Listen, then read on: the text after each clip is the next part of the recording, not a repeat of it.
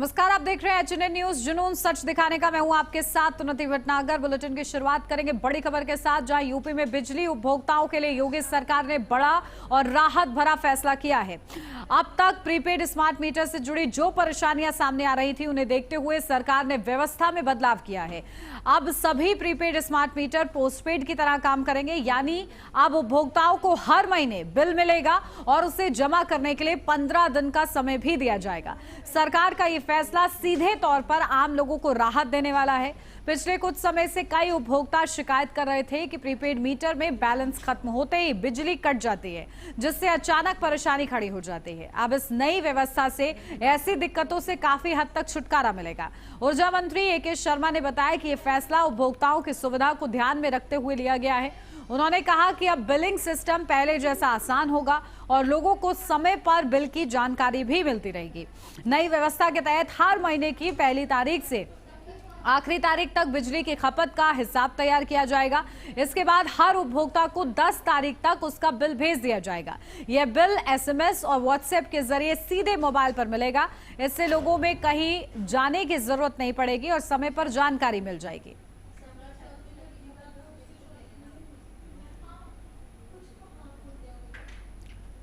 तो देखिए, योगी सरकार ने बड़ी राहत दी है। प्रीपेड स्मार्ट मीटर को लेकर ये राहत दी गई है, जिसका विरोध देखिए बढ़ रहा था। और अब ये प्रीपेड मीटर भी पोस्टपेड मीटर की तरह ही काम करेंगे, जिसमें महीने की पहली तारीख से लेकर अंत तक का पूरा डेटा होगा और उसको बिल आपको उसी हिसाब से मिलेगा और उसको चुकाने के लिए 15 दिनों का समय भी दिया जाएगा, जो कि मांग लगातार लोगों की ओर से की जा रही थी।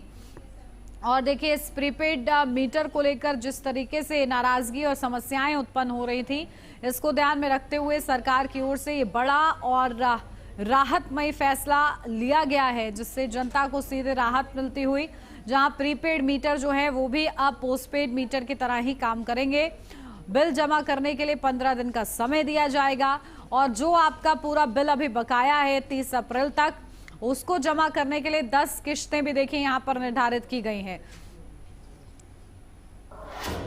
अपडेट लेते हैं, हमारे संवाददाता पुनीत मोहन हमारे साथ जुड़ गए। पुनीत, क्या कुछ जानकारी? देखिए, लगातार समस्याएं आ रही थी प्रीपेड मीटर में और उसी का समाधान करते हुए ये बड़ा फैसला सरकार की ओर से लिया गया है। पोस्टपेड की तरह से ही काम होगा। क्या इसके महत्वपूर्ण बिंदु?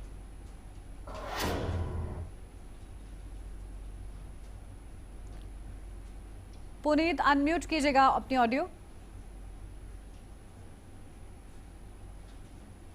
देखिए उन्नति, उत्तर प्रदेश में सीधे तौर पर स्मार्ट प्रीपेड मीटर कहीं ना कहीं राजनीति का मुद्दा बना हुआ था। विपक्ष ने इसको लेकर के काफी हंगामा भी किया था। आम आदमी पार्टी ने शक्ति भवन यानी कि प्रदेश का जो विद्युत मुख्यालय है उसके बाहर प्रदर्शन भी किया था। तमाम तरीके की परेशानियां पिछले काफी महीनों से उपभोक्ताओं को देखने को मिल रही थी। लोगों का कहना था कि जो प्रीपेड स्मार्ट मीटर है, एक तो इनका बिल बहुत ज्यादा आता है, दूसरा जब ये खत्म हो जाते हैं यानी कि रिचार्ज अगर समय पर नहीं कर पाए तो उसके बाद इसकी जो प्रक्रिया है वो काफी जटिल है। यानी कि आप पहले अपने पावर हाउस में जेई से बात करिए, फिर वो आपके मोबाइल पर एक कोड भेजेंगे, उसके बाद आप उस कोड को लॉग इन करिए उसी मीटर में, और उसके बाद कोड लॉग इन करने के बाद में आप रिचार्ज करिए, जो कर पाना एक आम व्यक्ति के लिए संभव नहीं था। मुख्यमंत्री ने भी 4 दिन पहले इस पर खासा नाराजगी दिखाई थी, क्योंकि यूपी पश्चिम में स्मार्ट प्रीपेड मीटर का खासा विरोध हो रहा था। अब फिलहाल एक बड़ी राहत विद्युत उपभोक्ताओं को मिली है, विशेष रूप से उनके जिनके प्रीपेड स्मार्ट मीटर लगे हुए हैं वो पोस्टपेड की तरह वर्क करेंगे। यानी कि अब आपको इसको रिचार्ज नहीं करना है, 1 से 30 तारीख तक इसका यूज करना है। 1 से 30 तारीख तक यूज होने के बाद अगले मंथ की 1 से 10 तारीख के बीच में आपके मोबाइल पर मैसेज आएगा, व्हाट्सएप के माध्यम से आपको अपना बिल मिलेगा। इसके अलावा आप इसे चाहें तो ऑनलाइन या ऑफलाइन दोनों ऑप्शन है, आप इससे पैसे को जमा कर सकते हैं। इसके अलावा जो सबसे बड़ी राहत है, जिनका बिजली का बिल बकाया है काफी वर्षों से और जिन्हें आर्थिक समस्या होने के कारण जो बिल जमा नहीं कर पा रहे, अब वो 10 आसान किस्तों में बिल जमा कर सकेंगे। यानी अगर आपका बिजली का बड़ा बिल बकाया है तो आप अपने पावर हाउस जाइए, वहां आपको जो छूट मिलनी होगी, जेई और एक्सीएन वहां पर आपके बिल को देखेंगे। उसके बाद जो छूट मिलने के बाद आपका फाइनल बिल बनेगा, उसमें 10 किस्तें बन जाएंगी। 10 किस्तों में आप आसानी से पैसा दे करके बिजली का कनेक्शन प्राप्त कर सकते हैं। पुनः आपके घर पर कनेक्शन लगाया जाएगा। तमाम तरीके की समस्याओं से फिलहाल निजात जरूर मिली है, लेकिन जिस तरीके से पिछले काफी दिनों से प्रीपेड स्मार्ट मीटर राजनीति का मुद्दा बना हुआ था, आम आदमी पार्टी का साफ तौर पर कहना था कि ये प्रीपेड स्मार्ट मीटर जनता के साथ छलावा है, तो वहीं अखिलेश यादव ने साफ तौर पर कहा था कि प्रीपेड स्मार्ट मीटर परचेसिंग के समय ही घोटाला निराला हो गया तो इससे क्या उम्मीद करी जा सकती है। फिलहाल जिस तरीके से सरकार ने राहत दी है, उत्तर प्रदेश वासियों के लिए एक बड़ी राहत है और ये उनके लिए एक बड़ी सौगात है जो प्रीपेड उपभोक्ता है। जी बिल्कुल। और देखिए किस तरीके से, क्योंकि लगातार इसको लेकर समस्याएं उत्पन्न हो रही थी, विपक्ष भी इसको बड़ा मुद्दा बनाता हुआ नजर आ रहा था और कहीं ना कहीं ये भी कहा जा रहा था कि इसके जरिए कई घोटाले भी हो रहे हैं। तो अब क्या प्रतिक्रियाएं लोगों से मिल रही हैं? देखिए, फिलहाल स्मार्ट मीटर के प्रीपेड टू पोस्टपेड होने से लोगों ने राहत भरी सांस ली है, क्योंकि जिस तरीके से मैंने आपको बताया कि अगर आप किसी कार्य से बाहर है और अचानक आप भूल जाते हैं कि आपको अपना प्रीपेड रिचार्ज करना है, और ऐसे में जब आप वापस आकर के रिचार्ज करते हैं तो ये प्रक्रिया कभी कभी तो 2 से 3 दिन हो जाती थी, यानी कि 2-3 दिन तक मीटर रिचार्ज होता ही नहीं था, जिससे लोगों के घर में लाइट नहीं आती थी। तमाम तरीके की टेक्निकल प्रॉब्लम का सामना करना पड़ता था। जैसा कि मैंने भी आपको एक्सप्लेन किया कि अगर आपके घर में प्रीपेड मीटर लगाया और आप रिचार्ज करना भूल जाते हैं तो पहले आपको अपने पावर हाउस से संपर्क करना होगा। जी आपके मोबाइल पे एक कोड भेजेंगे, उस कोड को आपको उसी मीटर में लॉगिन करना होगा, जो कर पाना हर व्यक्ति के बस की बात नहीं है। उसके बाद रिचार्ज कहीं जाकर के हो पाता था। फिलहाल इन सभी जटिल समस्याओं को देखते हुए ऊर्जा मंत्री ए के शर्मा की ओर से उत्तर प्रदेश वासियों को बड़ी सौगात दी गई है। प्रीपेड मीटर पोस्टपेड मीटर की तरह काम करेंगे। 1 से 30 तारीख तक यूज और अगले मंथ की 1 से 10 तारीख के बीच में आपको बिल मिल जाएगा। उस बिल को आप जमा करके सीधे तौर पर राहत की सांस ले सकते हैं। ऑनलाइन और ऑफलाइन दोनों व्यवस्थाएं हैं। ऐसे में एक बड़ी राहत हम कह सकते हैं कि जो लाखों प्रीपेड उपभोक्ता हैं उनके लिए ये एक बड़ी राहत भरी खबर है। बिल्कुल, देखिए लोगों को आसानी होगी और राहत भी कहीं ना कहीं वो महसूस कर रहे होंगे। ठीक है, बहुत शुक्रिया पुनीत आपका तमाम जानकारी के लिए। बढ़ते आगे, बंगाल जीत की खुशी में मुजफ्फरनगर में जबरदस्त जश्न देखने को मिला। शहर के शिव चौक पर समर्थकों की भारी भीड़ उमड़ पड़ी, जहां ढोल नगाड़ों और आतिशबाजी के साथ जीत का जश्न मनाया गया। जश्न के दौरान खास नजारा तब देखने को मिला जब उत्तर प्रदेश सरकार के मंत्री कपिल देव अग्रवाल बीजेपी महिला मोर्चा के कार्यकर्ताओं के साथ जमकर थिरकते नजर आए हैं। तो मुजफ्फरनगर में बंगाल में बीजेपी की जीत का जश्न देखिए, तस्वीरें आपके सामने हैं। मंत्री जी ने कार्यकर्ताओं संग ठुमके लगाए हैं। ये आप देख रहे हैं मुजफ्फरनगर में ही पार्टी के विषय नेता, समाज के सब लोग, एक शानदार उल्लास, दीपावली से वातावरण, भारतीय जनता पार्टी के झंडे लहराना, भारत माता की जय बोलना, वंदे मातरम बोलना, पटाखे, ढोल, ये सब करके। और हम सबके लिए पसंद का विषय है कि पश्चिम बंगाल के अंदर जो आतंक की सरकार थी, गुंडे की सरकार थी, लगातार जगहों की हत्याएं, व्यापारियों की हत्याएं, कार्यकर्ताओं की हत्याएं, पुलिस की पिटाई, और बिल्कुल ऐसा वातावरण वहां पर था कि तानाशाही वहां पर चलती थी। उस तानाशाही का दमन करने का काम भारतीय जनता पार्टी ने किया है। आदरणीय प्रधानमंत्री नरेंद्र मोदी का कुशल नेतृत्व, अमित शाह जी का एक बहुत ही मैजिक उनका योजना, सुनील मंसोरिया बहुत परिश्रम, आदि मुख्यमंत्री योगी आदित्यनाथ विशाल जनसभाएं और कार्यकर्ताओं ने बहुत वहां पर काम किया है। लेकिन आता था इस सरकार को ध्वस्त करके इस आतंक के माहौल को खत्म किया, और निश्चित रूप से पश्चिम बंगाल की जनता आज खुश और दिवाली मना रही होगी। उनको आतंक रामपुर में भी पश्चिम बंगाल में भारतीय जनता पार्टी की ऐतिहासिक जीत को लेकर शहर विधायक आकाश सक्सेना बोले कि भाजपा के परिणाम आए हैं वो ऐतिहासिक हैं। जो लोग पश्चिम बंगाल में जिस तरह की बातें करते थे उन पर पूरी तरीके से विराम लग चुका है। देश में पूरी तरीके से भाजपा का परचम लहराया है। आने वाले 2027 में भी उत्तर प्रदेश के लिए साफ संदेश है कि उत्तर प्रदेश में क्या होने वाला है।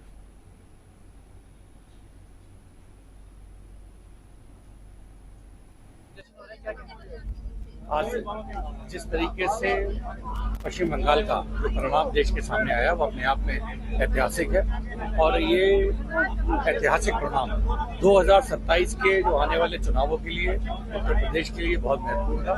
और पूरा विश्वास है उत्तर प्रदेश की जनता को भी 350 सीटों के साथ भारतीय जनता पार्टी उत्तर प्रदेश में भी 2027 में सरकार बनाएगी। विपक्ष लगातार दावे कर रहा था कि विपक्ष अब है ही नहीं, विपक्ष क्या दावे करेगा। पश्चिम बंगाल के चुनाव परिणाम के बाद हर चीज बड़ी क्लियर है। भारतीय जनता पार्टी का जो जादू है वो पूरे देश में चल चुका है, और आज हर किसी की जुबान पर सिर्फ एक ही बात है कि भारतीय जनता पार्टी की सरकार पूरी तरीके से वहां पर 2027 के लिए क्या कहना चाहिए। इस परिणाम को देखकर 2027 का जो परिणाम है वो सबके सामने है, और पूरा विश्वास है 350 से ज्यादा सीटों के साथ भारतीय जनता पार्टी 2027 में चुनाव जीतकर दोबारा योगी जी के नेतृत्व में सरकार बनाएगी। पश्चिम बंगाल चुनाव में भारतीय जनता पार्टी की जीत को लेकर नोएडा के कार्यकर्ताओं ने खुशी जाहिर की। कार्यकर्ताओं के चेहरे पर देखी गई खुशी की लहर, जहां कार्यकर्ताओं ने एक दूसरे को मिठाई खिलाकर अभिवादन किया है। और तस्वीरें आपके सामने है कि यहां पर भी जश्न का माहौल रहा और हाथ में भारतीय जनता पार्टी के झंडे नजर आ रहे हैं और चेहरों पर मुस्कान है।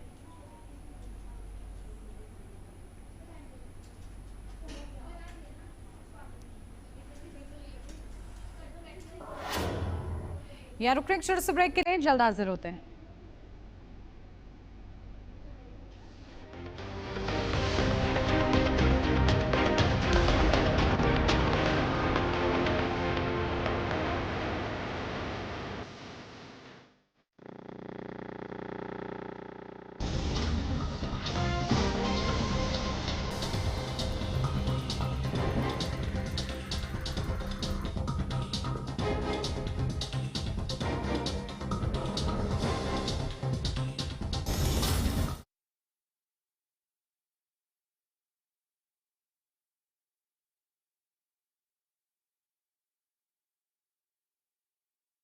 आइसक्रीम खाओगी? जंगल में आइसक्रीम मिलती है। समर कूल रेफ्रिजरेटर, आप अपनी ड्यूटी निभाओ, ये अपनी ड्यूटी निभाएगा। समर कूल, लाइफ बनाए वंडरफुल। लोग बोलते हैं आयुर्वेद में बड़ी बड़ी बीमारियों का इलाज संभव नहीं है। मैं आपसे बोलता हूं, अगर आप पंचकर्मा कराते हो, नेचुरोपैथी की मदद लेते हो, डाइट ठीक करते हो, योगा करते हो, आप बॉडी को डिटॉक्स करते हो, तो बड़ी बड़ी बीमारियों को हरा सकते हो।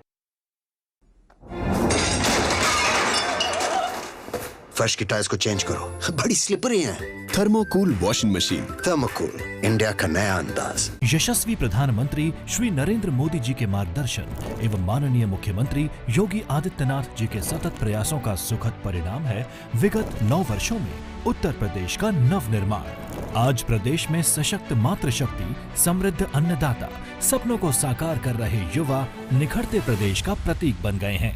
उद्योग एवं अवसंरचना का अभूतपूर्व विस्तार हुआ है। गरीबों एवं वंचितों को आधुनिक उपचार से लेकर आवास प्रदान किए जा रहे हैं। प्रधानमंत्री आवास के लिए मैंने फॉर्म भरा तो उसमें मेरा नाम आ गया लॉटरी में। मैं उनका बहुत बहुत धन्यवाद करती हूँ। प्रदेश के सांस्कृतिक और आध्यात्मिक पुनर्जागरण की आज वैश्विक पहचान है। सुदृढ़ कानून व्यवस्था है। उत्तर प्रदेश में भय मुक्त परिवेश है। 15 लाख करोड़ से अधिक के निवेश धरातल पर उतारे जा रहे हैं। समृद्धि का नव संदेश, नए भारत का नया उत्तर प्रदेश।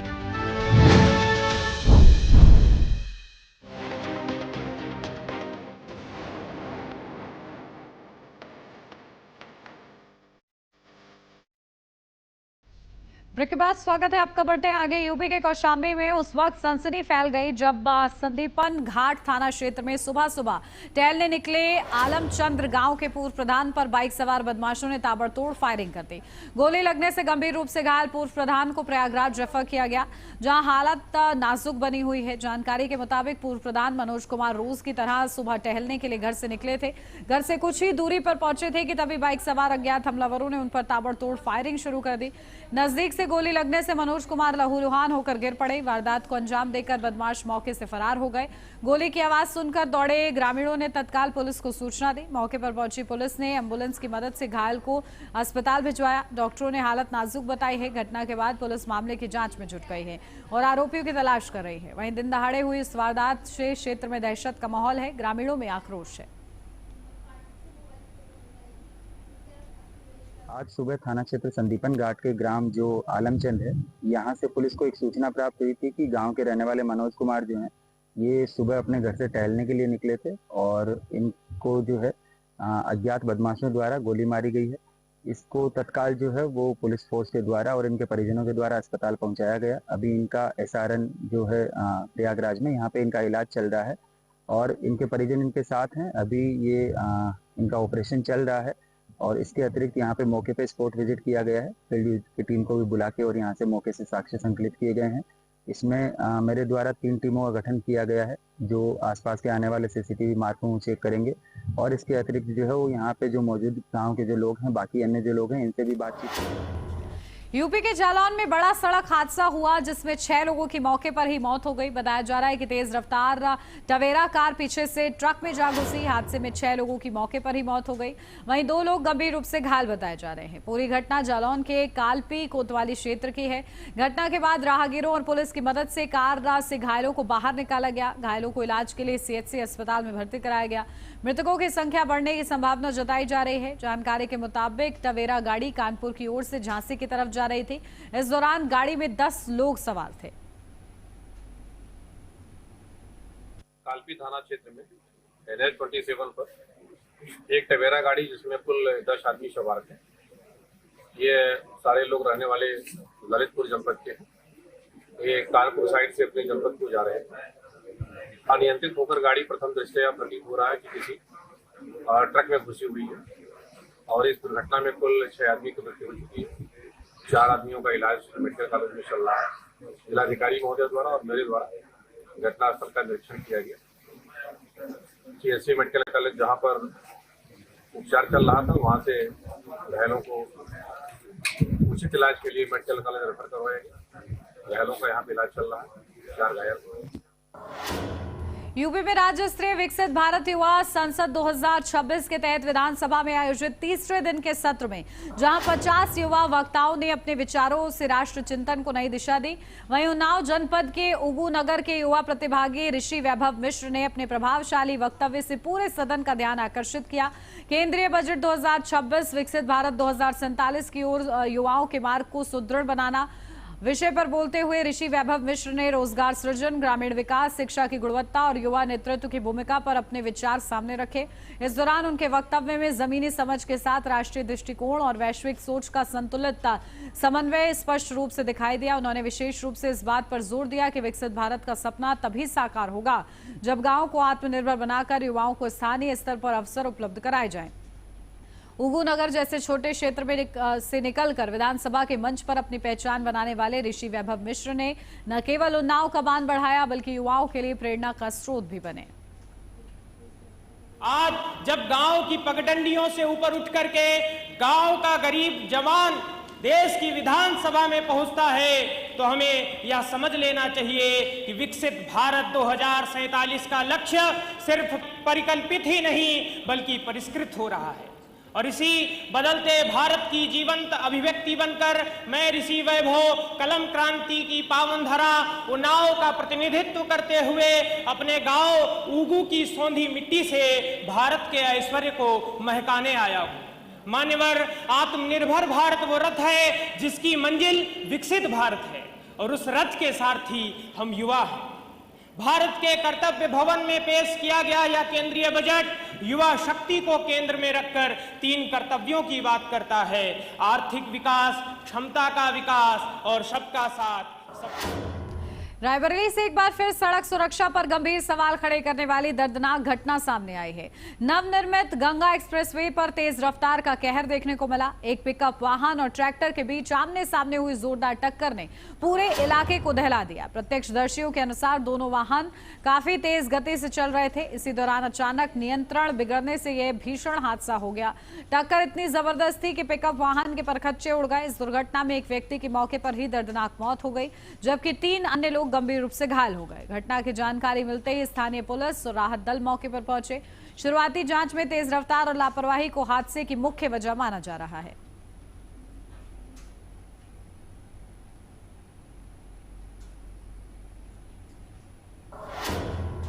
झांसी के मेडिकल कॉलेज में इलाज के दौरान युवक की मौत के बाद बड़ा हंगामा हो गया। दतिया निवासी अजय को जहर की हालत में भर्ती कराया गया था जहां इलाज के दौरान उसकी मौत हो गई। इसके बाद गुस्साए परिजनों ने नर्सिंग स्टाफ के साथ मारपीट कर दी जिसकी घटना सीसीटीवी में कैद हुई। घटना के बाद पैरामेडिकल स्टाफ ने विरोध प्रदर्शन कर सख्त कार्रवाई की मांग की। सीएमएस ने मौके पर पहुंचकर मामला शांत कराया है। 7 बजे एक बच्चा भर्ती हुआ था 27 साल का अजय। ये दतिया का रहने वाला था। ये जहर खा के आया था और काफी सीरियस हालत में अस्पताल में आया था तो इसको भर्ती किया गया और सुबह इसकी 4:30 बजे के आसपास मृत्यु हो गई। तो जो इसके परिवारीजन थे जब वो नर्सिंग स्टाफ जीआर मतलब जूनियर डॉक्टर को बताने गया कि भाई इनका डीसी बना दो तो उसके पीछे पहुंच गया और उसको पकड़ के उसके साथ मारपीट कर दी। इसके बाद सर क्या निकल के आया है? नहीं निकल के हमने वीडियो फुटेज दिखवाए हैं उसके, तो वीडियो फुटेज गलती है इसमें?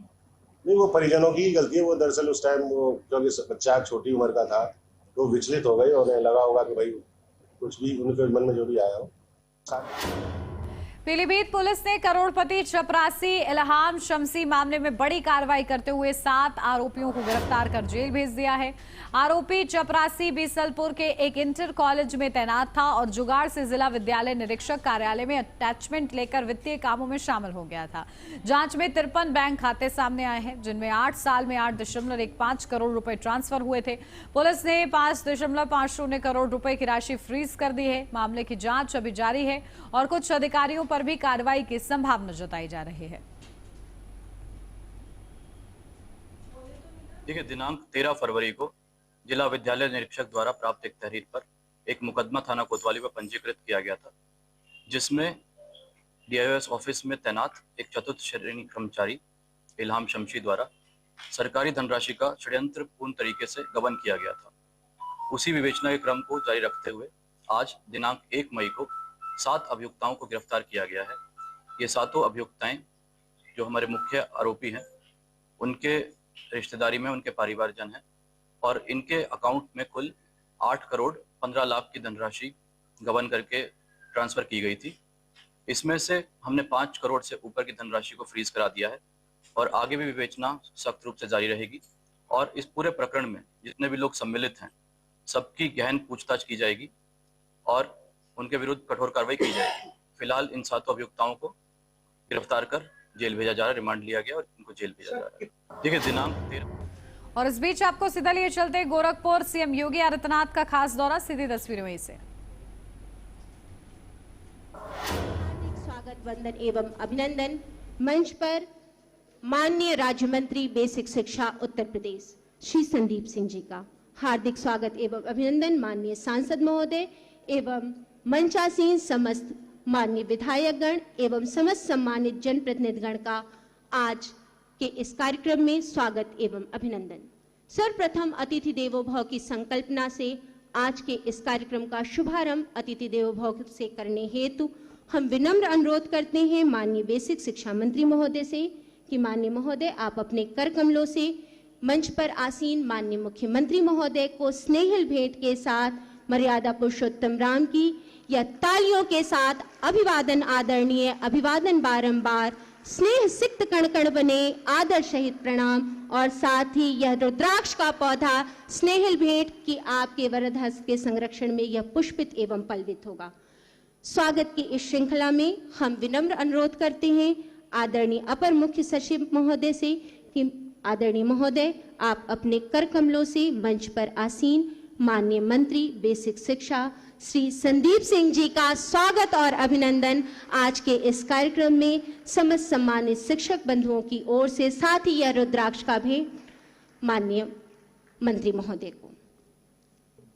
आज के इस कार्यक्रम में मंचासीन अतिथिगण हेतु स्वागत उद्बोधन के लिए हम विनम्र अनुरोध करेंगे मंच पर आसीन माननीय बेसिक शिक्षा मंत्री महोदय से कि माननीय महोदय आज के इस कार्यक्रम में माननीय मुख्यमंत्री महोदय सहित समस्त सम्मानित जनप्रतिनिधिगण हेतु स्वागत उद्बोधन।